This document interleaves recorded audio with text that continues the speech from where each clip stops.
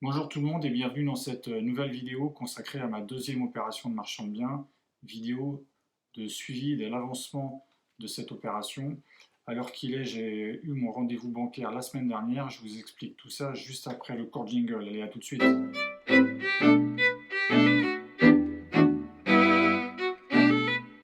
voilà, on y est, la banque c'est fait. Je vais vous présenter aujourd'hui le dossier bancaire que j'ai amené à la banque. Et je vais avant ça vous parler un petit peu de l'avancement général du projet. Ça prend du retard déjà dès le début. Entre le compromis et la signature chez le notaire, ça commence déjà à prendre du retard. Je vous explique tout de suite pourquoi. En fait, j'achète cette maison qui est issue d'une division de terrain. Et le géomètre des vendeurs a vraiment traîné pour déposer la DP pour acter cette division de terrain. Donc moi j'avais déjà déposé une DP pour la modification de mes fenêtres et ma division de bâti. Et finalement ça a été rejeté. Bon, il manquait des photos, c'était pas terrible, ça leur plaisait pas. Et de plus, ils m'ont dit qu'il fallait que l'autre DP soit faite avant. Moi je pensais que c'était fait quand je l'ai déposé, finalement voilà, c'était pas fait par le géomètre des vendeurs. Donc on va prendre facilement 2 mois dans les dents. On devait signer fin février, on n'y sera pas du tout. Dans quelques semaines, la DP sera validée, la DP des vendeurs sera validée, et dans la foulée, il faut que je dépose la mienne, donc qui va durer 1 mois. D'ailleurs, comme ma dépose initiale a été refusée, j'ai payé quelqu'un pour faire les pièces complémentaires, les photos. Enfin, pour ceux qui ont déjà fait des DP, vous savez que c'est pas si facile que ça. Ça demande des documents graphiques assez complexes. Et j'avais pas vraiment envie de m'embêter avec ça, donc je sous-traite. J'ai trouvé quelqu'un qui me fait ça pour un prix vraiment défiant toute concurrence. 420 euros, je vous le dis, hein, comme ça vous donnera une base. Donc j'espère que ça va passer à ce prix-là. En tout cas, elle m'a dit que même si ça passait pas, s'il fallait des pièces complémentaires, j'ai pas de supplément. 420 euros, c'est jusqu'à temps que ça passe. On croise les doigts. Donc ça prend un petit peu de retard, donc j'ai le temps de faire les choses entre temps. Donc je fais appel à d'autres artisans, je finalise un peu plus mes devis. J'ai mon enveloppe globale maintenant qui est bien définie. Donc j'ai fait mon dossier complet et je suis allé à la banque. Donc pour ceux qui ne savent pas, la banque c'est celle qui m'a financé la première opération. Donc j'habite dans les Pays de la Loire. Je suis allé voir le Crédit Mutuel.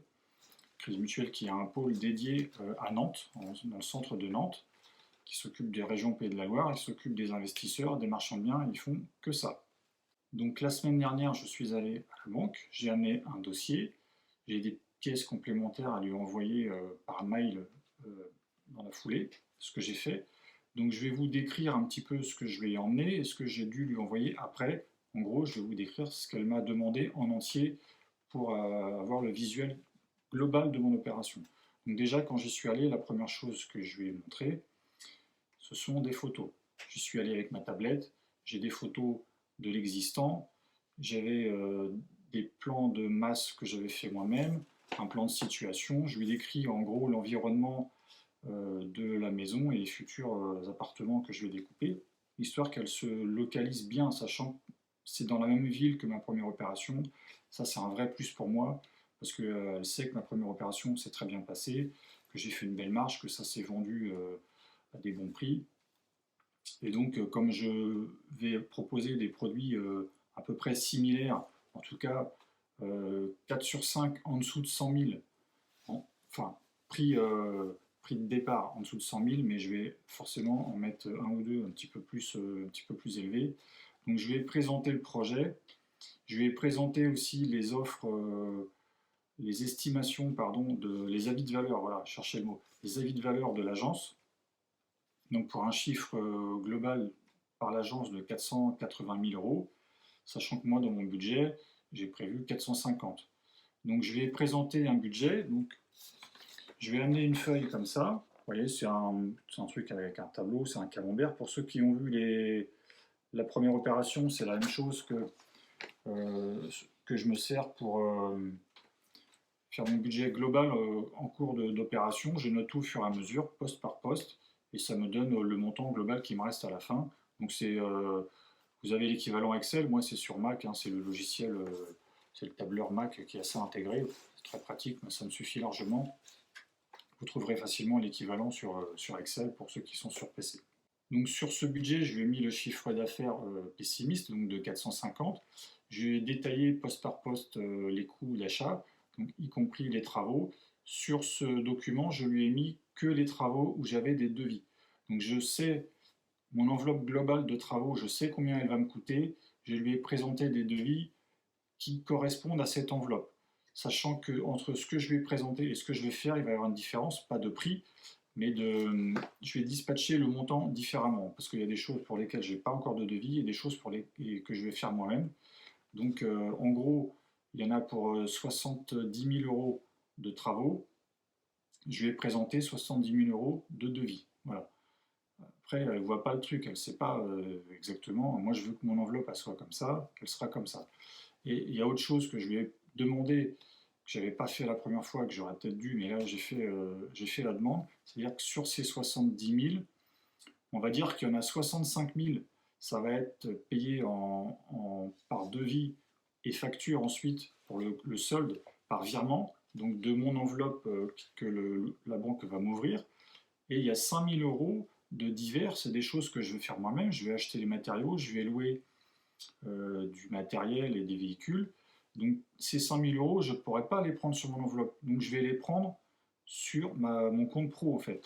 Donc je lui ai demandé de pas, sur cette opération, de ne pas financer exactement 20%, mais de financer un peu moins, mais en théorie, parce que le complément, il sera sur mon compte pro. Je ne sais pas si c'est clair ce que je lui dis. En gros, je lui ai dit que j'aimerais garder 5 000 euros en plus sur mon compte. Donc au lieu de mettre 20% d'apport, je vais mettre un petit peu moins. La différence, c'est 5 000 euros et ça va me permettre de payer tout ce que je vais faire moi-même. Donc ça, elle m'a dit que ça se faisait. C'est dans le principe, elle accepte. Donc je vais amener à la banque le jour même le budget, les avis de valeur, les photos sur ma tablette, l'environnement, le plan de masse et le certificat d'urbanisme opérationnel qui a été accepté par la mairie, donc pour lui montrer que le projet avait déjà été présenté à la mairie et que ça avait été accepté et que maintenant il y avait d'autres démarches à faire, mais que déjà on était sur un projet qui était reconnu et faisable. Donc suite à cet entretien, elle m'a demandé de lui envoyer par mail des informations supplémentaires. Donc sur le budget de 450 000, le chiffre d'affaires de 450 000, elle m'a demandé de détailler lot par lot. Donc je lui ai fait pareil un petit fichier, voilà, un petit fichier texte en décrivant les 5 lots, les surfaces, le jardin, le nombre de parking. Et puis à côté, je lui ai mis un prix de vente mini et en éditionnant les 5 pour arriver à 450. Voilà, elle voulait le détail lot par lot. Donc ça, c'est ce que je lui ai envoyé par mail. Ensuite, elle m'a demandé les visuels 3D que j'avais fait. Donc j'ai fait des impressions écran de mes visuels 3D. Je vais lui envoyer tout ça. Pour le certificat d'urbanisme, moi je vais présenter le certificat d'urbanisme, la demande de certificat d'urbanisme, demander le résultat, donc le fait que ce soit accepté. Et elle m'a demandé de lui envoyer la DP quand elle sera déposée. Ça, c'est pas encore possible. Et évidemment, je lui avais déjà envoyé par mail, mais le compromis avec toutes les annexes. Voilà, elle veut avoir tout ça. Donc en fait, si on récapitule tout ce que je vais lui donner, donc on a le compromis, on a les photos existantes, on a les visuels 3D, on a les avis de valeur, on a le détail du chiffre d'affaires lot par lot, combien se vendent lot par lot, on a le budget global de l'opération, on a évidemment, je ne vous l'ai pas dit, mais je vais déposer tous les devis qu'il y avait sur le... Voilà, tous les montants qu'il y a là-dessus, là, les devis lot par lot, tout ça, c'est ce que j'ai en papier. Donc je lui ai fourni tous ces documents, elle les a gardés avec elle. Donc certificat d'urbanisme demande plus autorisation et l'ADP une fois qu'elle sera déposée. Donc voilà en gros la manière dont il faut composer son dossier. En tout cas, c'est ce que ma banquière à moi demande pour valider cette opération. Donc le résultat de cette visite, évidemment, je ne l'ai pas encore. Donc là, on va aborder un point très important pour ceux qui habitent dans les régions Pays de la Loire. Il faut savoir que l'agence, là, enfin, le siège du Crédit Mutuel à Nantes, actuellement ils sont débordés. Sur la première opération, j'avais un délai de traitement équivalent à un mois. Là, je l'ai vu donc la semaine dernière, elle m'a dit qu'elle ne me donnerait pas de réponse avant fin mars. Donc on est supérieur à un mois et demi, on est presque à 2 mois de traitement. Ils ont beaucoup de dossiers, ils sont en train de recruter une personne d'ailleurs pour compléter leur équipe et pour pouvoir fournir un peu plus de travail. Donc j'ai fait la demande pour un collègue là, que j'ai eu par Messenger qui m'a demandé où je m'étais fait financer. Donc j'ai dit que je demanderais à un banquier si éventuellement il prenait encore les nouveaux marchands de biens. Donc il faut savoir qu'à l'heure actuelle, c'est pas qu'ils financent pas ils financent plus les nouveaux marchands de biens, c'est pas une question de principe, c'est une question de possibilité. S'ils prennent des nouveaux, actuellement, ils vont pas pouvoir travailler correctement, donc ils préfèrent privilégier ceux qu'ils ont en portefeuille actuellement et pas en prendre des nouveaux. Alors c'est une décision provisoire, je pense. Quand ils auront recruté, qu'ils auront mis les choses à plat, je pense que ça va reprendre un rythme un peu plus important. Mais là, en gros, elle m'a fait comprendre que j'étais venu au bon moment pour la première, parce que là, à l'heure actuelle, si je venais pour la première, ce serait niet, quoi. Donc, mauvaise nouvelle pour les nouveaux qui sont de ma région. Il va falloir passer par une autre banque pour l'instant. Donc en gros, sur cette opération, on devait être sur fin février, on ne sera pas avant, de toute façon moi j'aurai ma réponse bancaire fin mars, donc peut-être une signature mi-avril j'espère. Donc vous voyez, il faut savoir, il faut trouver des choses à faire en attendant. Donc pour ceux qui suivent ma chaîne, vous avez vu que j'ai acheté un appartement que je suis en train de rénover, je fais des vidéos de suivi des travaux. Donc ça me permet de m'occuper.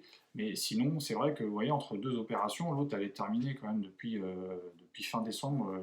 C'est fini, on n'en parle plus. Donc ça fait quand même un mois et demi que je n'ai plus d'opérations en cours, en gros. Donc j'ai fait un peu avancer la deuxième opération avec les devis artisans. J'ai fait des visites d'artisans, mais c'est tout quoi. Donc pour ceux qui me posent la question souvent, je ne fais pas de pré-commercialisation parce que c'est pour moi très prématuré. J'ai la possibilité de faire les visites, hein, j'ai les clés, je peux y aller régulièrement, ça il n'y a pas de problème. Mais sachant que c'est des lots où il y a des choses à faire dedans et que ça ne va pas être fait avant des mois et des mois, je ne vais pas commencer à commercialiser maintenant. Moi je pense que j'aurais pas de difficulté à trouver des gens pour ces biens, donc je ne fais pas de pré-commercialisation.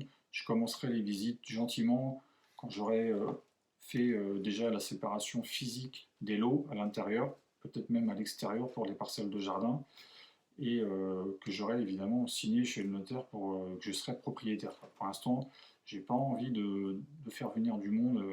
Si c'est les gens qui sont pressés, je leur dire vous n'aurez pas le truc avant 7-8 mois, parce que là on arrive sur des délais. C'est à peu près comme la première. J'avais signé vers le 20 avril et j'ai fini fin décembre. Donc là, ça va quasiment être la même chose. J'espère finir avant fin décembre, mais par contre, j'aurai les clés quasiment au même moment. Donc voilà où j'en suis de cette deuxième opération. Ça stagne, voilà. Donc c'est les aléas du métier.